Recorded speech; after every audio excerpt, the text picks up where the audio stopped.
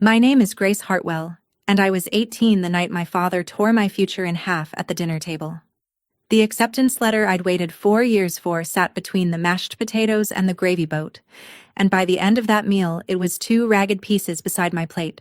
My father said no daughter of his wasted money on school, and my mother looked at her lap, and my whole family let it happen. But there was one thing about that house my father didn't know, one thing my grandmother had been holding quietly all along. What she slid across that table 2 weeks later is the reason I'm telling you this. Welcome back to Calm Drama Stories, where quiet women win the loudest battles without ever raising their voices. If a family that undervalued you ever underestimated exactly what you were capable of, this one is for you. Drop a comment and be sure to subscribe. We lived in the house my grandfather built, a tall white farmhouse at the end of Miller Road, and everything about it had a place. The coats hung left to right by height. The good plates came down twice a year. And the dinner table sat 8, though we were only 5, with my father at the head where the light was best. That was the rule nobody wrote down. My father sat at the head, my mother to his right, my little brother Cole across from her, and me, wherever there was room to be useful. I was the one who carried the dishes in and carried them out. I refilled the water before anyone asked. When my parents started to argue, I was the one who found a small joke to set down between them like a plate. I had been doing it so long I didn't know I was doing it. And at the far end of the table in the chair by the window sat my grandmother, Margaret Hartwell. Meg, everyone called her. 78 years old, spine straight as a fence post. She ate slowly. She said little. My father talked over her the way you talk over a radio left on in another room. I used to wonder, in a quiet corner of my mind, why she chose that seat. The far end, the cold end, the end farthest from the head of the table. I thought she was just old and liked the window. It would be years before I understood that my grandmother had never once needed to sit at the head of a table to own the whole room. She was simply waiting. I didn't know for what. Not yet. The letter came on a Tuesday in April, and I read it 4 times standing at the mailbox before I let myself believe it. Full engineering scholarship. A real university, 300 miles away, with a robotics lab I had read about until the pages went soft. I had done all of it alone. I filled out the applications at the library after school because our home computer was for my father's work and my brother's games. I wrote the essays in a notebook first, then typed them in 40-minute chunks before the library closed. I asked my physics teacher for a recommendation and hid the whole thing like a small animal I was afraid someone would step on. Nobody in my family knew I had applied, and standing at that mailbox, holding the paper that said I had won, the first thing I felt wasn't pride. It was hope. A stupid, tender hope that this, finally, would be the thing that made my father proud of me. I pictured it so clearly. I would set the letter down at dinner, casual, and he would read it, and something would change in his face. He would see that the quiet daughter who carried the dishes had built something out of nothing. I had spent 18 years trying to be useful enough, small enough, good enough to earn that look, and I thought a piece of paper could finally buy it. I folded the letter into my jacket pocket and walked home past the fields, rehearsing how I would say it. Light. Easy. Like it was no big deal. I had no idea I was carrying the last hopeful version of myself down that road. I waited until we were all seated and the food was passed. My mother had made pot roast, my father's favorite, which I told myself was a good sign, the way you read signs when you're desperate for one. Cole was talking about a truck he wanted. My grandmother was cutting her carrots into small even squares, and I reached into my jacket, took out the letter, and set it on the table beside my father's plate like it was nothing. "I got some news," I said. My voice came out steadier than I felt. I applied to state. For engineering. My father kept chewing. He didn't look up. "They gave me a full scholarship," I said. "It covers everything. Tuition, housing. I wouldn't cost you a dime." That last part I had practiced the most, because I knew where the fight would be. My mother's fork paused in the air. Cole looked between us, sensing weather. My father set down his own fork, slow, and finally picked up the letter. He read it. I watched his eyes move across the lines, and for one breath, I let myself believe I saw it. That flicker. That change in his face I had chased my whole life. Then his jaw set. He turned the letter over like he was checking it for a trick. Engineering, he said, flat, like the word tasted wrong. 300 miles away. It's a full ride, Dad, I said. I earned it. My grandmother, at the far end of the table, had gone very still. She was not cutting her carrots anymore. My mother said, Roy. Soft. A warning or a plea, I couldn't tell which. My father held the letter up between two fingers, and I felt the whole room tip toward whatever he was about to do. He was not smiling. He was doing the math a certain kind of man does when a daughter forgets her place. No daughter of mine wastes money on school, my father said, and he tore the letter in half. He did it slowly, deliberately, the way you tear something to make sure everyone sees you do it. The paper made a small, ordinary sound, the sound of a receipt or a grocery list, nothing that should have been able to end a life. He set the two halves down next to the potatoes and picked his fork back up. You'll stay here, he said. Learn to run a house. Find a decent man. That's worth more than some degree you'll never use. My mother looked at her plate. Cole looked at his. Nobody moved. The kitchen clock kept going, loud in a way it had never been before. I sat there with my hands in my lap and felt something inside my chest go cold and quiet, the way a house goes quiet when the power cuts out. I had built that scholarship with my own two hands, at a library table, in 40-minute pieces, and he had ended it between bites of pot roast. And here is the part I am not proud of, the part I have thought about 1,000 times since. I did not shout. I did not stand up. I did not sweep the plates onto the floor the way something ancient in me wanted to. At the far end of the table, my grandmother set down her fork. She did not say a word, but she set it down carefully, precisely in the exact center of her plate, and she folded her hands, and she looked at my father with an expression I had never seen on her face before. Not anger. Something older and steadier than anger. Something that had been waiting a very long time. My father didn't notice. He was buttering a roll. And in the silence, I heard my own voice, small and terrible, doing the only thing it knew how to do. I'm sorry, I said. That was what I said. Not I earned this. Not you had no right. Not 18 years of everything I'd swallowed. I said I was sorry, and then I reached across the table and gathered the two halves of my own acceptance letter, and I apologized for ruining dinner. I remember my hands shaking as I lined the torn edges up, as if I could press them back together right there beside the gravy. It's fine, I said, to no one. Sorry, let's just eat. And my father nodded, satisfied, because that was the daughter he had raised. The one who carried the dishes and smoothed the silences and said sorry for taking up room. My mother's shoulders came down an inch, relieved the storm had passed. Cole went back to his truck, and I hated myself in that moment more than I hated my father, because I understood, sitting there with the pieces of my future in my hands, that I had spent my whole life doing this exact thing. Making myself smaller so that the people who undervalued me would stay comfortable, apologizing for the space I took, believing, underneath it all, that if I was just good enough, and quiet enough, and useful enough, one day they would finally see me and be glad. I had been knocking on that door since I was old enough to reach the handle, and the terrible thing was, I still believed it might open. I still believed a torn letter could be taped, a mind could be changed, a father could be won. I gathered my ruined future, said sorry one more time for good measure, and carried the dishes to the sink, because that was my job. My grandmother watched me the whole way. I felt her eyes on my back like a hand. Upstairs, in my room, I taped the letter back together. I did it slowly, at my desk, under the lamp, matching the torn fibers like a person setting a broken bone. When it was whole again, more or less, I read it. And near the bottom I found the line I had glossed over in my joy at the mailbox. Enrollment and scholarship confirmation due by May the 1st. A deposit to hold my place. I checked the calendar taped to my wall. It was the 20th of April. 10 days.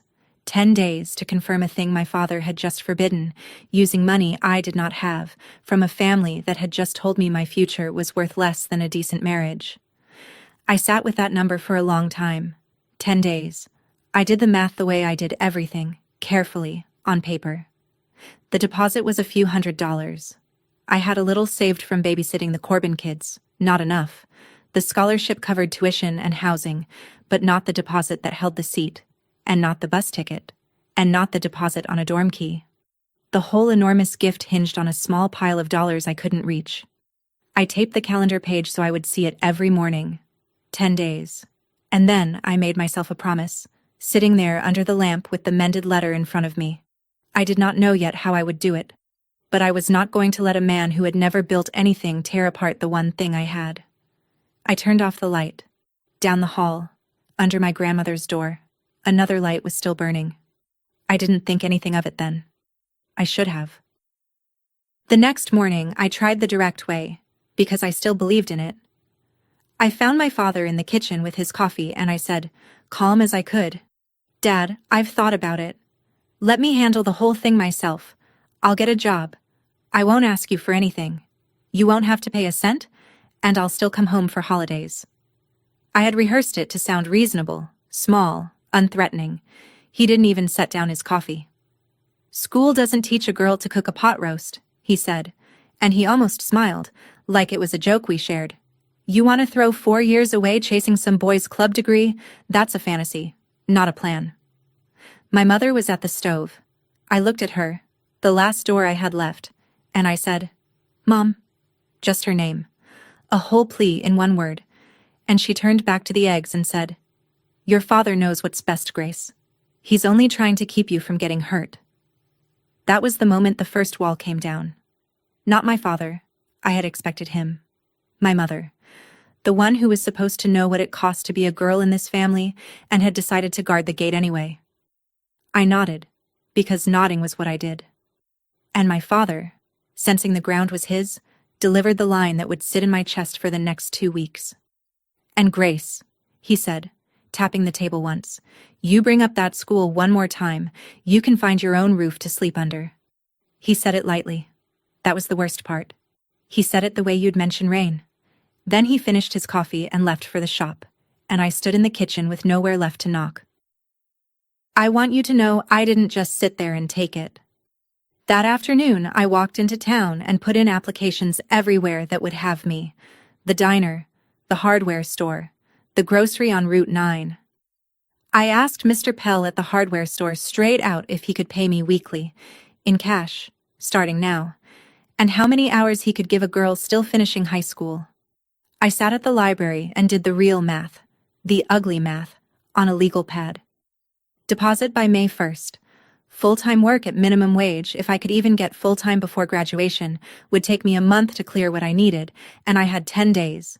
I looked into a small loan and learned what an 18-year-old with no credit and no cosigner learns fast, which is that the world does not lend money to a girl whose own father won't sign.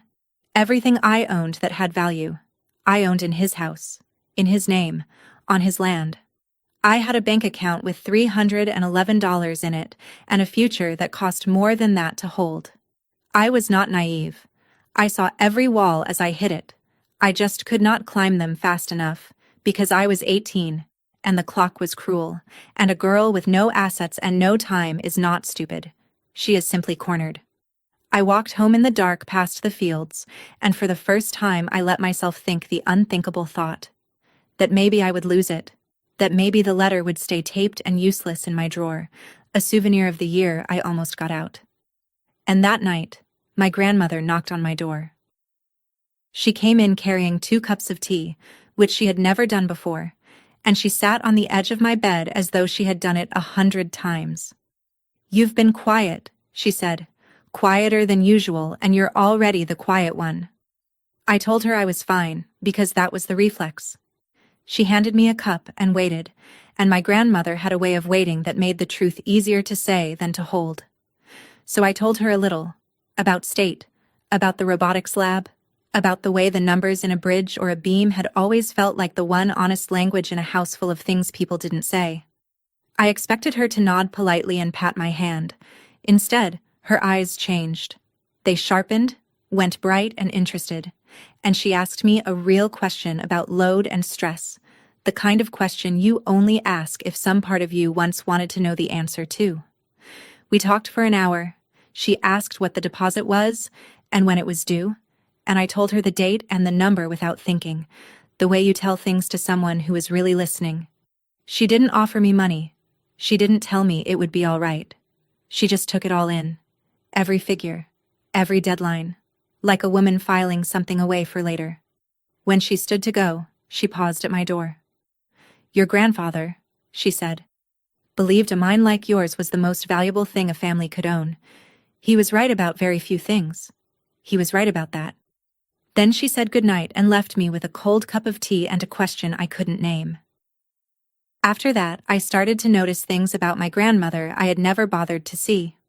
She left the house every Thursday, dressed in her good coat, and told anyone who asked that she was visiting an old friend in town.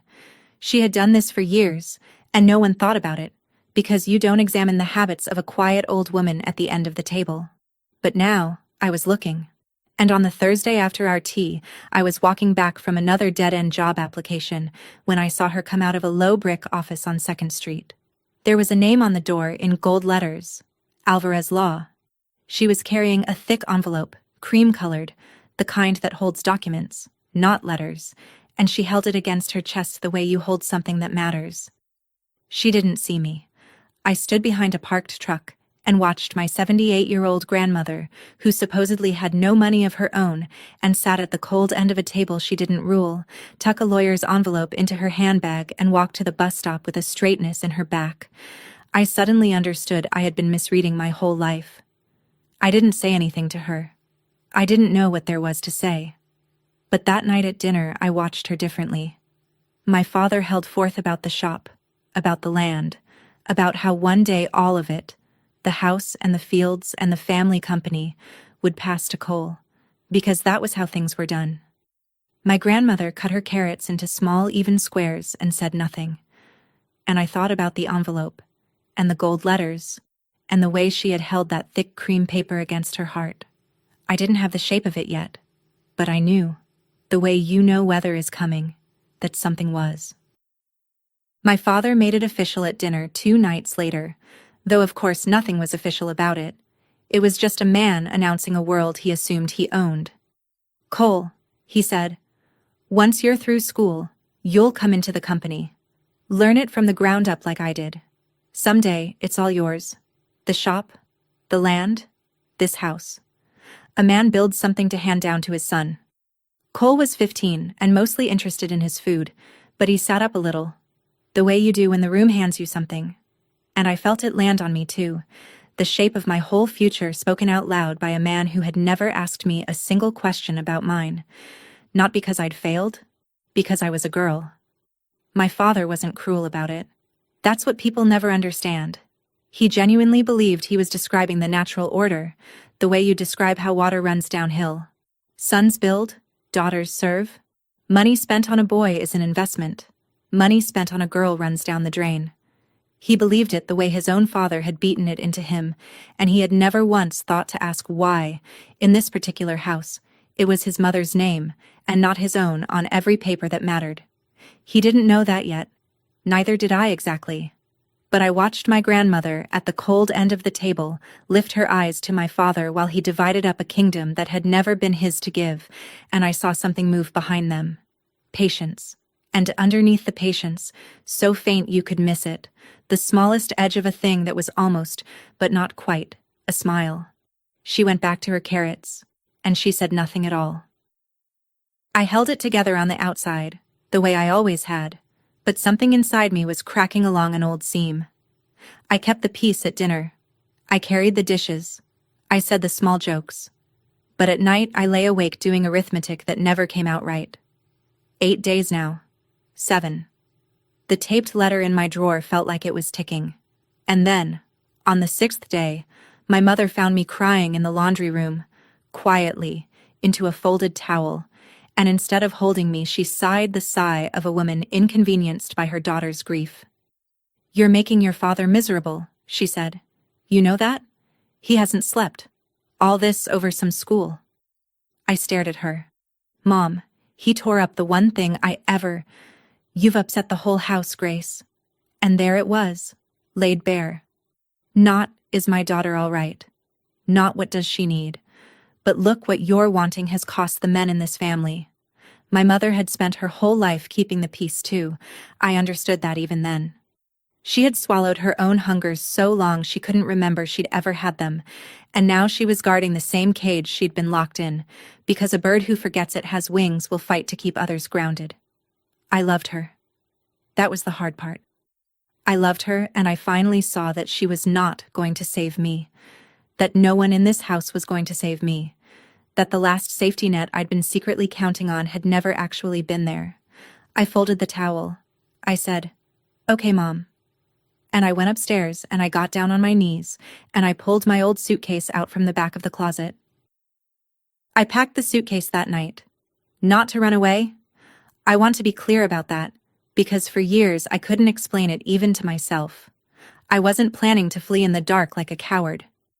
I packed it because my father had said I could find my own roof, and some cold, clear part of me had finally started to believe him, and a woman who might have to leave a room should be ready to leave it.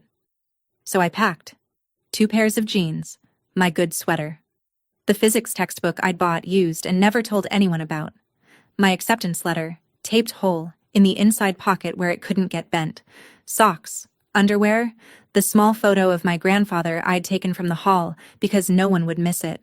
I packed like I was studying for a test, methodical, unhurried, folding each thing into squares the way my grandmother cut her carrots. And when it was full, I slid it under my bed, back against the wall where the shadows were, and I lay down on top of the covers and felt something I had not felt in 18 years in that house. Not hope. Hope was the tender, stupid thing that had died beside the pot roast. This was harder and cleaner than hope. It was readiness. It was the knowledge that whatever happened at the end of these 10 days, I was not going to be caught flat-footed and begging. I would have my future in a bag under my bed, taped and folded and mine, and if the moment came when I had to choose between this house and that life, I would not have to waste a single second packing. I would just pick it up and go. I didn't know yet that the moment would come at that very dinner table. I didn't know my grandmother had been packing something of her own, on Thursdays, in gold-lettered offices, for far longer than 10 days. But the suitcase was ready. And so, finally, was I. My grandmother saw the suitcase 2 days later. I hadn't meant for her to. She came into my room to return a book, and the corner of it was showing, just an edge of hard blue shell peeking out from the shadows under the bed. She looked at it for a long moment. I braced for the lecture, the guilt, the "you can't do this to your mother." It didn't come. Instead, she sat down on the edge of my bed, the way she had the night of the tea, and she was quiet for a while. And then she said something I have carried with me every day since. "Good," she said. "A woman should always be able to leave a room." I didn't know what to say. She reached down, without asking, and pushed the suitcase a little further into the shadow so it wouldn't show. Then she straightened up and looked at me with those bright, filing away eyes. "My mother couldn't leave," she said. "She stayed 40 years in a house that told her she was nothing but a pair of hands. She died in it, still believing them." She smoothed her skirt. "I made myself a promise, a long time ago, that no woman in this family would ever again be trapped in a room she couldn't walk out of. It has taken me most of my life to keep that promise, but I am close now." I asked her what she meant. She only patted my knee and stood. "You keep that bag packed, Grace," she said at the door. "But you keep your seat at that dinner table too. Just a little longer. There's something I want you to see." And she left me there, and I lay awake half the night wondering what a quiet old woman could possibly have to show me that I hadn't already lost.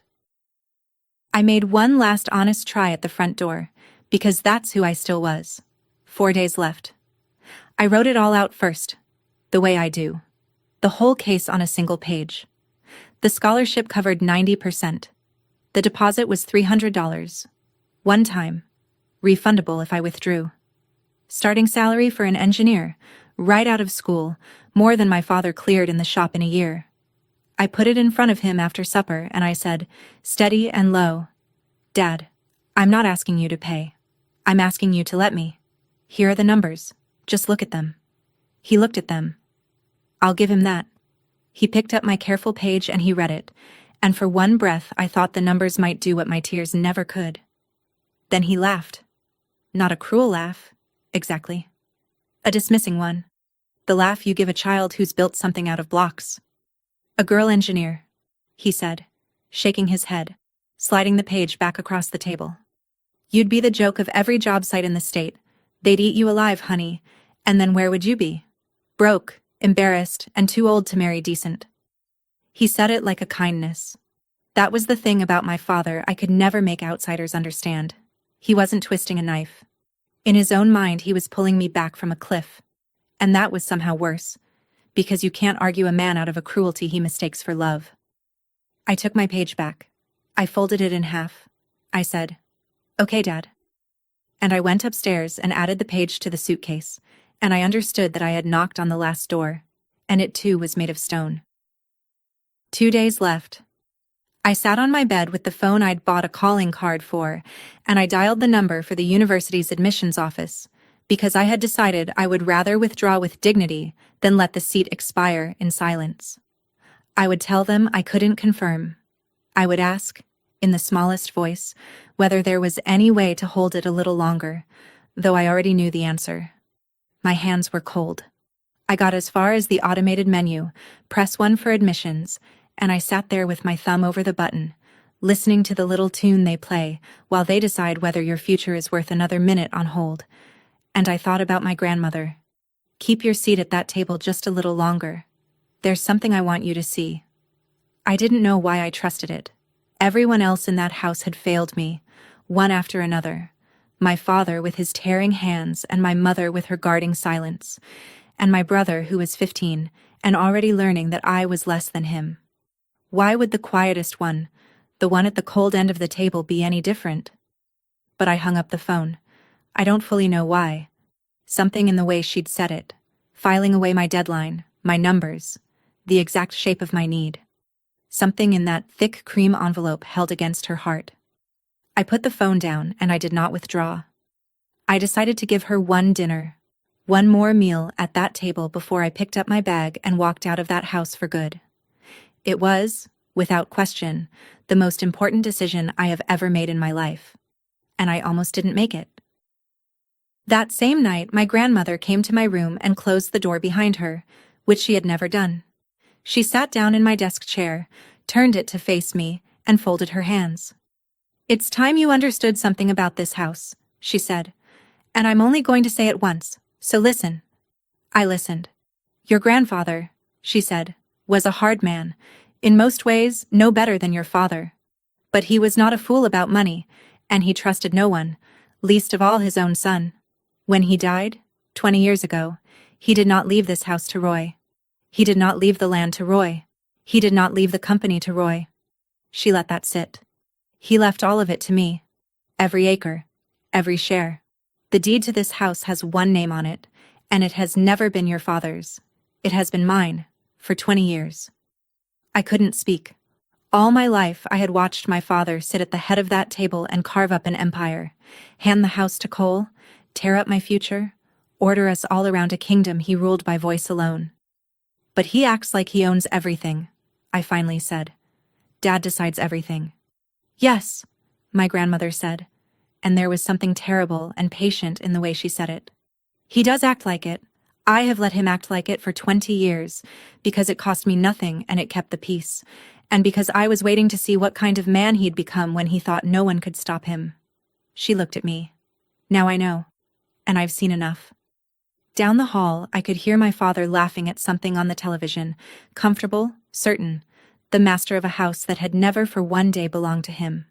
And I finally understood why my grandmother had always chosen the cold end of the table. She had never needed the head. She had owned the whole room the entire time. "Why now?" I asked her. "Why tell me now?" My grandmother was quiet for a moment, choosing her words the way she chose everything, carefully, with no waste. "Because for 20 years I have been watching this family to see who would build something real," she said. "Not who would take, Not who would shout the loudest or claim the head of the table, who would make something out of nothing and treat people right while they did it. I owed that much to your grandfather's money. I wasn't going to hand it to whoever happened to be born a boy. She looked at me steadily. I watched your father spend 20 years running a company he thinks he owns into the same ground his own father used to. I watched him raise your brother to expect the world and raise you to apologize for wanting any of it. Her jaw tightened, just slightly. And I watched an 18-year-old girl teach herself engineering at a library table, win a scholarship no one helped her get, and then say sorry for ruining dinner while her father tore it in half. I felt tears come, and I let them. Because for once, they weren't the crying of a girl begging to be seen. They were something else. I'm not doing this to be kind, Grace, she said, and her voice went flat and certain. Understand that. Kindness would be easy and it would be wrong. I'm doing this because it's right, and because after 78 years I have finally found the person in this family who actually deserves it. You just happen to be that person. She stood. Get some sleep. Tomorrow at dinner, you sit at that table and you keep your bag packed, and you let me do the talking. All of it, do you understand? I said yes. It was the truest yes of my life. Before she left, she took the cream envelope out of her handbag and set it on my desk. Alvarez Law, the return address read, in the same gold as the door on 2nd Street. I've spent the last 3 months with a lawyer named Ruth Alvarez, she said. A good one. Careful. We've built something that can't be torn up at a dinner table. She didn't open it. She just let me see the weight of it. And I want to tell you what I felt in that moment, because it surprised me. It was not relief. It was not even joy. It was, of all things, a kind of shame, quickly followed by something clearer. Because I realized, sitting there, that some part of me had still been waiting to be rescued. Waiting for my father to relent, or my mother to soften, or now for my grandmother to swoop in and hand me my future wrapped in cream paper.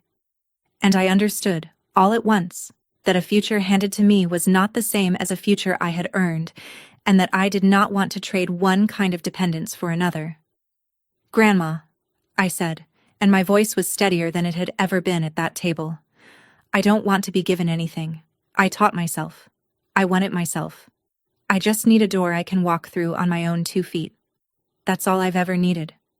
My grandmother looked at me for a long, long moment.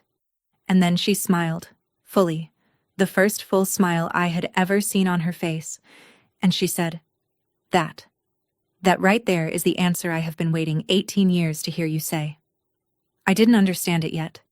I would, the next night, at the table. I barely slept. I lay awake turning her words over, and slowly the real shape of my whole life came clear to me in the dark. All these years I had thought the thing I wanted was the scholarship, the lab, the degree, the escape. Those were real, and I wanted them. But under the want was something older and more wounded, and my grandmother had put her finger right on it. I had wanted my father to be proud of me. That was the door I'd been knocking on since I was small enough to reach the handle. Every dish I carried, every silence I smoothed, every apology for taking up space, all of it had been one long knock on a door I was terrified to admit was never going to open. And here was the thing I finally understood, lying in the dark that night. The scholarship was never going to open it either. If I had walked into that dinner with a Nobel Prize, my father would have found a way to tear it in half, because the problem was never my worth. The problem was that he had decided, before I was even born, that a girl's worth was not a thing that counted. I could spend my whole life trying to earn a seat at a table whose owner had already decided I didn't get one. Or I could stop knocking, pick up my bag, and walk out of the house entirely into a world that would weigh me by what I built. I chose. Lying there in the dark, I chose, before my grandmother ever slid a single thing across that table. Whatever happened at dinner, I was done begging to be seen by a man who had made himself blind on purpose. That choice was mine. It was the only one that ever mattered. In the morning, my grandmother found me in the kitchen before the others were up. Tonight, she said simply, pouring her tea. At dinner. It ends tonight. I asked her if she was sure. I asked it because I loved her, And because I knew that once she did this, whatever this was, there would be no putting the family back the way it had been. My father would never forgive it. The house would never be quiet in the old way again. "Grandma," I said, "you don't have to do this for me. I've decided to go either way. I'll leave tonight if I have to, bag and all. You don't have to blow up your whole family." She set down the teapot and looked at me, and her eyes were calm as still water. "Child," she said, "I'm not doing it for you. I told you that. I'm doing it because it's right, and because a promise I made 40 years ago is finally coming due." She buttoned the top button of her good coat, though she wasn't going anywhere, and I would learn that this was her tell, the thing she did when she had made a decision she would not unmake. "Tonight," she said, "I am going to say one short thing to your father that he will not believe. And when he laughs, because he will laugh, I am going to slide one thing across that table, and he is going to stop laughing." She smiled that small, terrible, patient smile. "You just sit there, Grace. Sit at the table with your bag ready by the stairs and watch. And when it's done, you're going to have a choice to make. A real one. And I want you to make it with your own 2 feet. Exactly the way you told me you wanted to." She finished her tea. She rinsed the cup, and she set it in the rack, precisely, the way she set down her fork. The day crawled. I moved through it in a strange calm, the calm of a person who has already decided and is only waiting for the world to catch up. I brought my suitcase downstairs when no one was looking, and set it by the bottom of the stairs, tucked behind the coat rack, ready. My father came home from the shop loud and easy, king of his little kingdom, complaining about a supplier, certain of every inch of ground beneath his feet. At one point he clapped Cole on the shoulder and said, "This one'll run the place someday, won't you, son?" And Cole grinned, and then Cole looked at me across the room and said, not even cruelly, just repeating what he'd been taught, "You could keep the books, Gracie. Girls are good at neat handwriting." He was 15. He didn't know he was quoting a whole machine that had been running for generations. That was the thing I understood by then, watching my little brother parrot my father parrot his father. My dad wasn't a monster who'd invented this. He was a man standing on a conveyor belt he couldn't see, handing down to his son the same small poisoned inheritance that had been handed to him. It didn't excuse him. Nothing excused the torn letter. But it let me stop hating him quite so much, which turned out to be its own kind of freedom. My mother set the table for 5, the way she always did, and never once thought to wonder why, in all these years, it was Meg who paid the property tax bill that came every autumn in her name alone. Nobody wondered. That was how it had worked for 20 years, and in a few hours, it was going to stop working forever. We sat down to dinner at 6, all 5 of us, in our usual places. My father at the head, my mother to his right, Cole across, me wherever, and my grandmother at the cold end, by the window, spine straight, hands folded, waiting. My father was in fine form. He carved the chicken and held forth, and about halfway through the meal he found his way, as he always did, to the subject of me. "Grace here's been sulking about her little college fantasy," he said to the table, spearing a potato. "She'll get over it. Give her a year, she'll be thanking me." He pointed his fork at me, genial, sure. "You'll see, honey, this is me doing you a favor." And at the far end of the table, my grandmother set down her fork. She did it the way she had 2 weeks before, slowly, precisely, in the exact center of her plate. Then she folded her napkin, and she stood up. My father stopped chewing.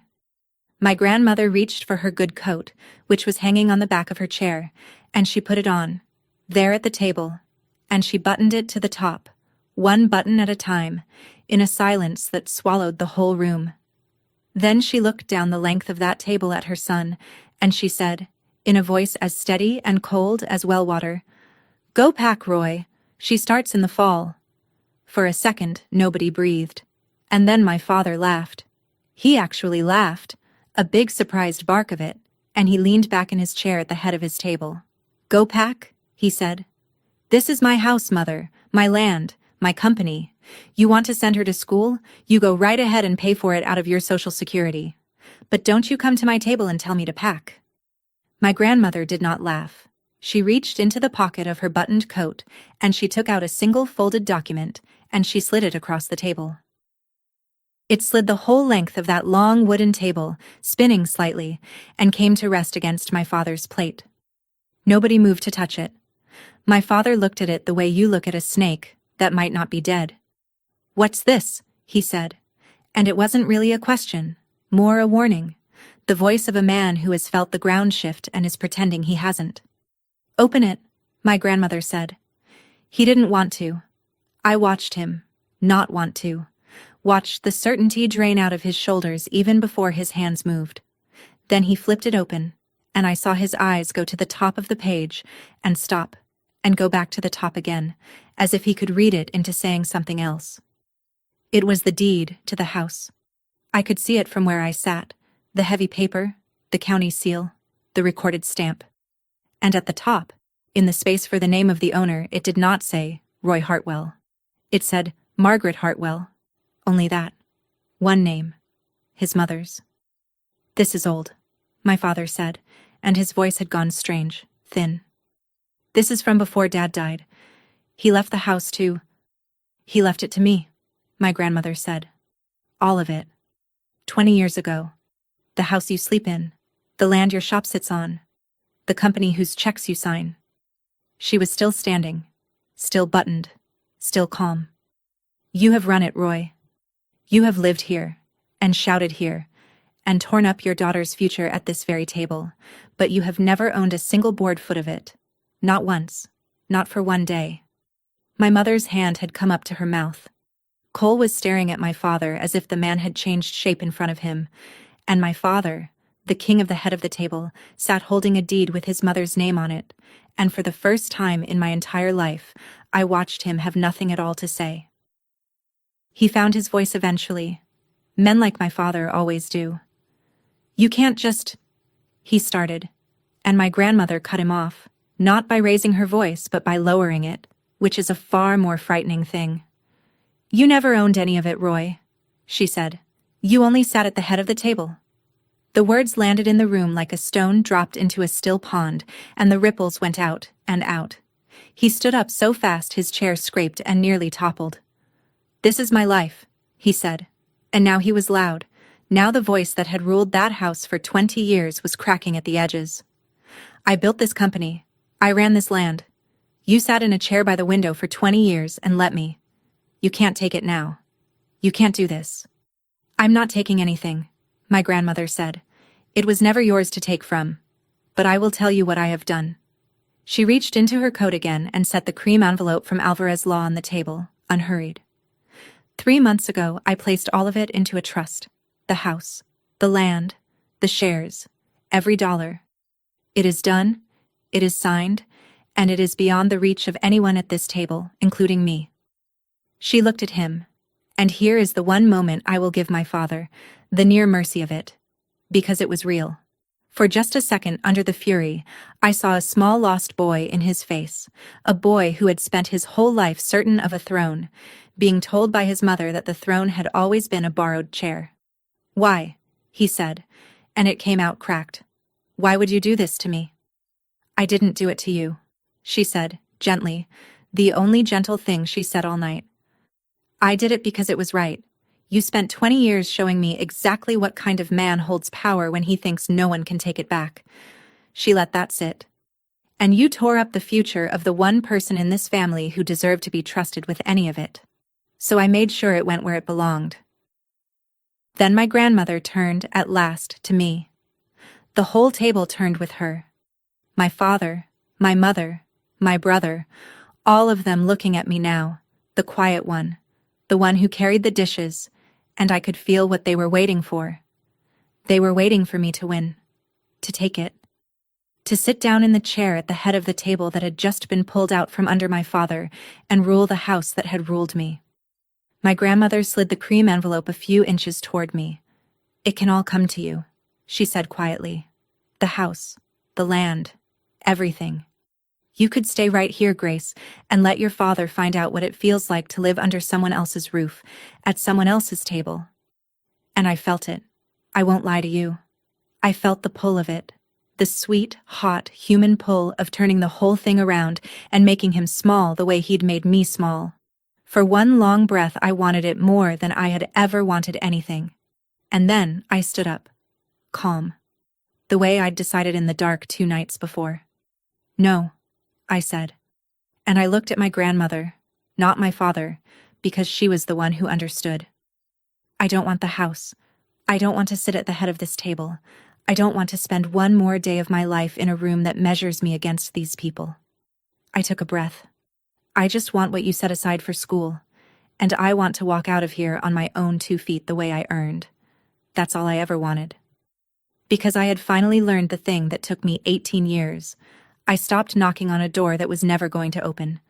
And the freedom of that, the clean, quiet freedom of simply stopping, was worth more than any deed, any house, any throne. My grandmother's eyes shone. Ruth set aside a fund for your education, she said. In your name. Nobody can touch it but you. She nodded once. The rest stays in the trust. Exactly as you asked. And I understood that I had just passed a test I hadn't known I was taking my whole life. I turned to my father then. He was still standing, deflated, the deed in one hand and the trust papers he couldn't fight in the other. And for the first time in my life, he had to look up at me instead of down. I wasn't angry anymore. That surprised me most of all. I looked at the man who had torn my future in half between bites of pot roast, and I found that the thing I felt was not hatred and not triumph. It was something closer to pity, and under the pity, a boundary as clear and hard as the county seal on that deed. You didn't tear up my future, Dad, I said. My voice was very quiet. I did not need it to be anything else. You tore up a piece of paper, and then you showed me the one thing I never understood until tonight. That my future was never in your hands to begin with. He opened his mouth. Nothing came. I spent 18 years trying to make you proud of me, I said. I'm done. Not because I stopped caring. Because I finally understood you were never going to be, and that it was never about anything I did or didn't do. It was decided before I was born. I picked up my plate out of pure habit, and then I set it back down, and I left it there. Because carrying the dishes was not my job anymore. I hope someday you figure out what that cost you, I said. I really do. And then I walked to the bottom of the stairs, and I reached behind the coat rack, and I picked up the blue suitcase that had been sitting there packed and ready for 11 days. My mother made a sound then, a small broken sound, the sound of a woman waking up too late in a cage she'd helped to lock. Grace, she said. Just my name. The way I'd once said hers. I looked at her, and I felt the old pull to smooth it, to fix it, to say sorry. And I didn't. I just said, goodbye, Mom. And I meant it kindly. And I meant it for good.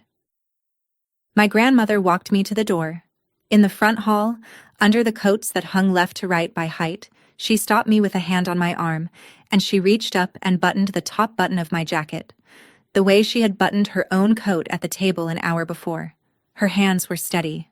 Mine, I realized, had finally stopped shaking. There, she said, smoothing my collar. Now you're ready to leave the room. I started to cry then, but they were not the old tears, the begging tears. Come with me, I said. You don't have to stay here with them. She shook her head gently. This is still my house, she said. I'll decide what happens under this roof now, and I intend to enjoy it. And there it was, the smallest flash of that terrible patient humor she'd been hiding at the cold end of the table for 20 years. You go build your bridges, Grace. Call me on Sundays. Tell me about your load and your stress. She put her hand on my cheek. A mind like yours, she said, is the most valuable thing this family will ever own. Your grandfather knew it. Now you know it too. I hugged her, hard, the way I had never been allowed to hug anyone in that house, and she held me back with a strength that surprised me. Then she opened the door. The evening was cool and blue outside, the fields going gold at the edges, the whole wide world sitting there waiting like a question I finally knew how to answer. I picked up my suitcase.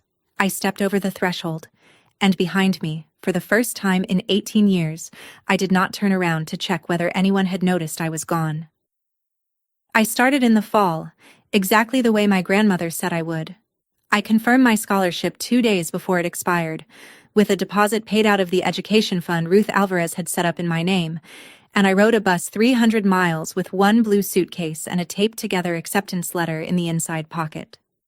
The dorm was small and loud and full of people who had no idea I had ever been the quiet one at the cold end of a table. In the robotics lab, for the first time in my life, nobody asked me to keep the books or carry the dishes or apologize for wanting to understand how things held together. They just handed me the work, and I was good at it. My father did not lose his empire, because it turned out he never had one. He kept living in the house on Miller Road, because my grandmother let him stay, on her terms now, under her roof, at her table. I'm told he sits at the head of it still, out of habit, and that everyone at that table knows now exactly what the head of the table is worth. My mother and I speak sometimes, carefully, across the distance. Cole, to his credit, called me once, junior year, to ask what engineering was really like. I told him, every word. And I called my grandmother every Sunday, exactly as promised, and told her about my load and my stress. And she listened the way she had always listened, filing it all away, a woman who had finally seen a room arranged the way she'd wanted it for 40 years. I am an engineer now. I build bridges, which my grandmother finds very funny, because she says I spent 18 years being one for a family that couldn't cross to save its life.